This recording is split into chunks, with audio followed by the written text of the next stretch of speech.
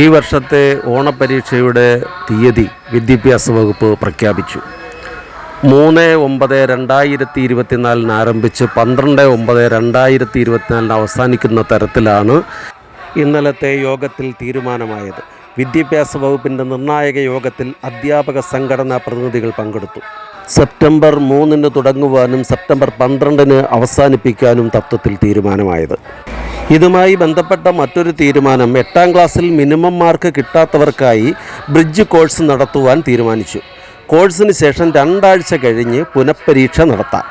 കഴിഞ്ഞ തവണത്തെ പോലെ ഇത്തവണ ഓൾ പാസ് സമ്പ്രദായം ഉണ്ടാകില്ല. 8ാം ക്ലാസ്സിൽ ഈ വർഷം മുതൽ ഓൾ പാസ് അനുവദിക്കുന്നതല്ല എന്ന് യോഗം തീരുമാനമെടുക്കുകയായിരുന്നു.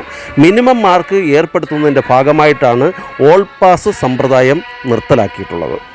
വിദ്യാഭ്യാസ വകുപ്പിൻ്റെ നിർണായക യോഗത്തിൽ സ്കൂൾ ഒളിമ്പിക്സിൻ്റെയും ശാസ്ത്രമേളയുടെയും സ്കൂൾ കലോത്സവത്തിൻ്റെയും സ്ഥലവും തീയതിയും നിശ്ചയിച്ചു. ഡിസംബർ മാസം 3-ാം തീയതി മുതൽ 7-ാം തീയതി വരെയാണ് സ്കൂൾ കലോത്സവം നടക്കുന്നത്. അത് ഇത്തവണ തിരുവനന്തപുരത്താണ് നടക്കുന്നത്.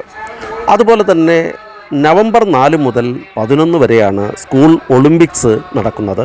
അത് എറണാകുളത്ത് നടക്കുകയാണ്. ഇത്തവണത്തെ ശാസ്ത്രമേള നവംബർ 14 മുതൽ 17 വരെ ആലപ്പുഴ ജില്ലയിലാണ് നടക്കുന്നത്. ഇത്തരത്തിൽ നിർണായകമായ വാർത്തകളുമായി വീണ്ടും കാണാം. നമസ്കാരം.